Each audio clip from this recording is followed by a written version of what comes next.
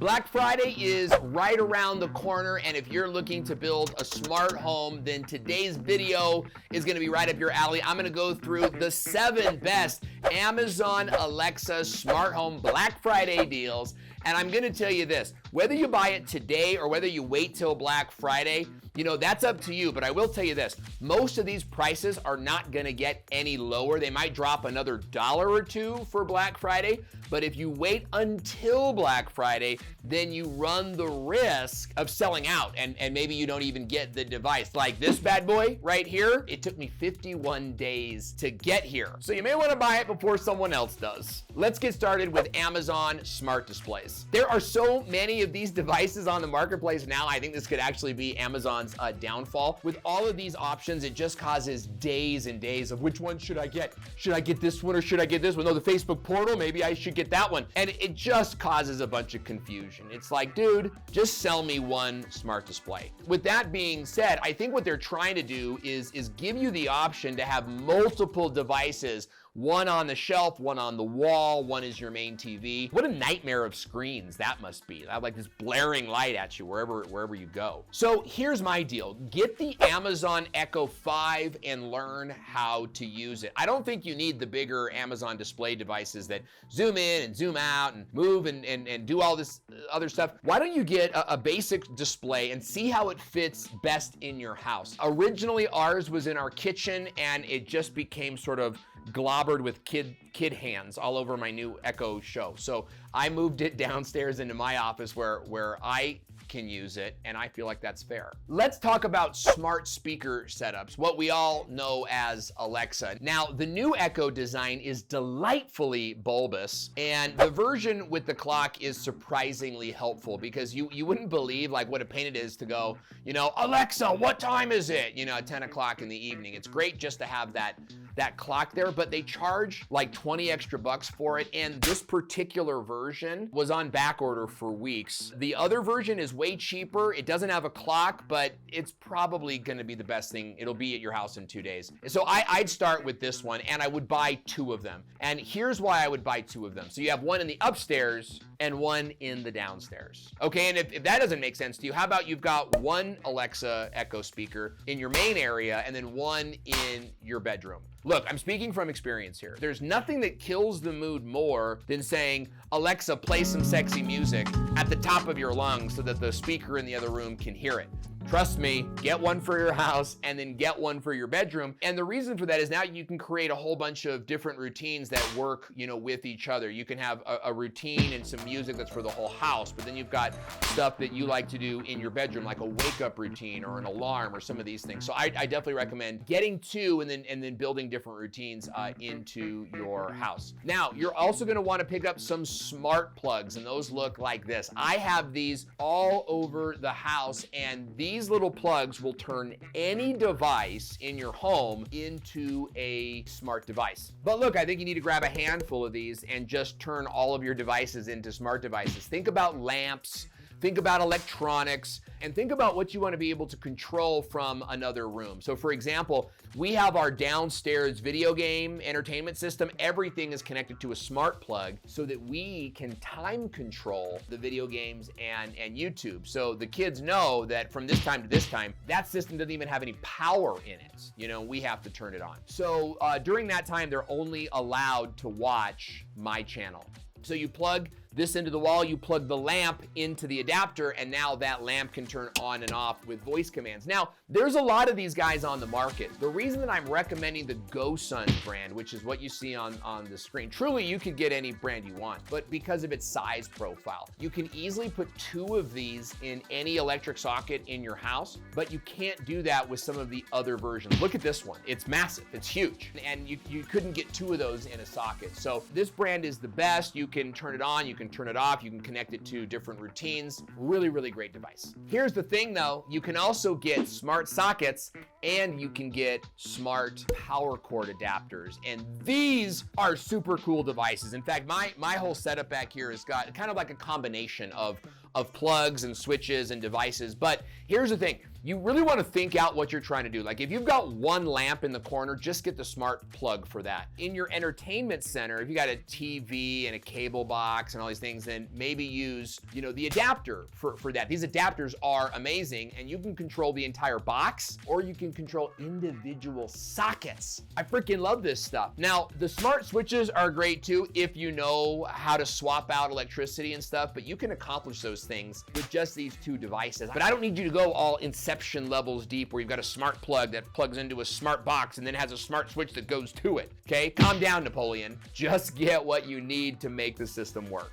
Let's talk about smart bulbs. Okay, there's a ton of these on the marketplace today and more than ever before. But here's the thing that I'm telling to you right now. I have spent a ton of money on getting these LED Alexa-powered colored bulbs, and I have used them exactly once the first time I ever plugged in my Alexa. So if I could go back and do it all over again, what I would do is I would only buy replacement bulbs that are in like the white LED color, right? Like they would just be for the house. I don't really see a need for the color bulbs. If you want them and you think they're cool, they work great. I've got a bunch. They're mostly on, you know, white and off is basically like where those are.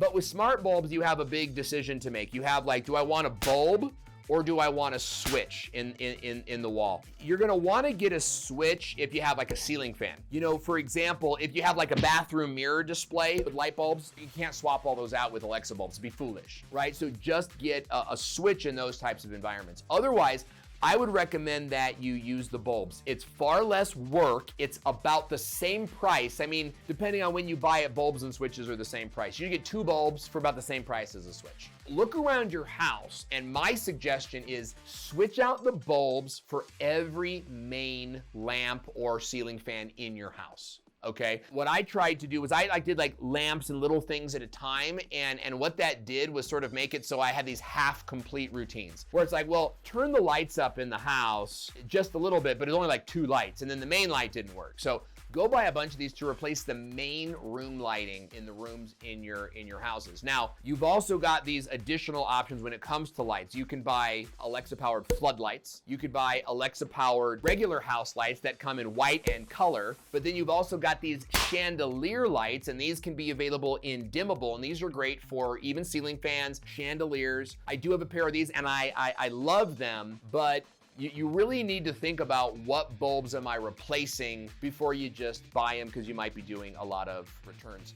And keep in mind, not all bulb sizes are created equal. For example, this is an A19 bulb, and this is an E12 connector fitting. So take a look at your bulbs before you replace them and make sure that you buy them with the right thing. They're super easy to install. Now, hidden sort of new product here, these brand new motion sensors. I love them because I have a downstairs bathroom, but you have to go through a hallway to get there. And so you can imagine my kids, they turn on the light to the hallway, they turn on the light to the bathroom, and then they turn on the second light in the bathroom where the sink is. And so you got 3 lights on, and then they come out of the bathroom with clean hands, thank God, but all 3 of those lights are on, and they just burn sort of all night long because you can't see them from the upstairs. So having a motion sensor is perfect for like a multi-light scenario. For example, we put the motion sensor in the downstairs so that it turns all 3 of those lights on, the hallway and the 2 bathroom lights. And then when it doesn't sense any motion, it turns off after 30 seconds. Perfect solution. These haven't always existed. So I would recommend taking a look at this sensor, getting this motion sensor, and then replacing bulbs with Alexa bulbs, and then you have these amazing routines that you can do. Switching gears, let's move over to smart cameras. For those of you that have been on my channel before, you know that I love the Ring Doorbell, but I also have a set of Blink XT cameras that I use for monitoring what's going on inside my house. And there's a couple reasons for that. You know, number one is that if someone ever broke in, we want to have a record of it. We'd want to see and be able to identify them, but also because we want to be able to keep an eye on our kids. We have young kids, we got neighbors coming over, and we want to be able to see and check in on them. So my sort of advice to you is to think of an outside in way of doing your outdoor cameras, and here's what I mean by that. On the outside of your house, you should have a security camera if you feel like you need one. So we use this particular camera for our outside, and we use it for a couple different reasons. Number one is it's solar powered, and I do not want to drill into my brick to get my power out. Like you could see on my porch that my power's on the sides. I'd have to like rewire it I have no interest in doing that. So the fact that this is solar powered is absolutely key. Plus, it runs on a separate app than the Rings. So I have my security cam out there that is running on solar power, but then on my doors, my front door and my back door, I have Ring doorbells. And here's why, because if the security cam app goes out or gets hacked, my Rings are still recording. Similarly, if they were all 3 Ring cameras, then by hacking my Ring or destroying that level, I have no footage of what's going on outside of my house. And we had some crimes happening just recently down the road. So I wanna make sure I'm getting the street and my house. Now on the inside, I use the Blink NT cameras. And I know that there's Arlo and there's lots of other brands right there out there, and they're all probably good. But what you need on an indoor cam is motion activation, so it'll capture 10 seconds when there's motion. But you also need the ability to hear and to speak, right? So, imagine the value your kids jumping on their beds. Our kids' rooms are far from ours. We can't see where they are. They might have the lights on and jumping on their beds. We wouldn't know. But with the Blink XT, we can look at that and we can say, hey, guys, go to bed, right? And we can sort of be in on it from there. So I like to use the Blink cameras because they're small, they're lightweight, they fit on the wall with adhesives, and it's a great internal cam. And again, if the Rings go out, my internal cams are on a separate app. So I have 3 different apps monitoring different levels, and I can control them all with Alexa. For example, if I get motion on my outdoor area, I could trigger the lights in the front of the house to go on, and it doesn't matter if I'm using Ring or this brand or whatever the brand is. So last thing I wanna talk about is I wanna make sure that you're not living your life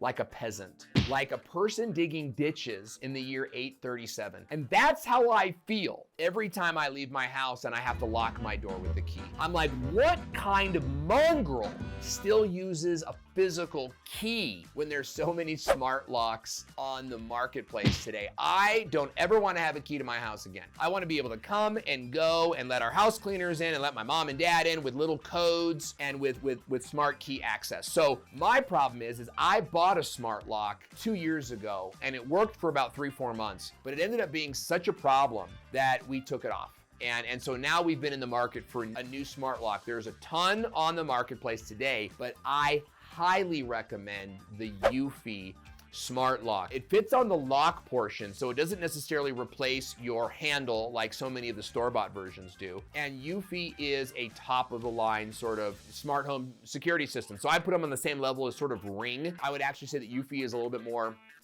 like sophisticated and techy, sort of higher end brand. They make a whole line of smart security products. I don't have much experience with those. I have a ton of experience with the Eufy smart home lock.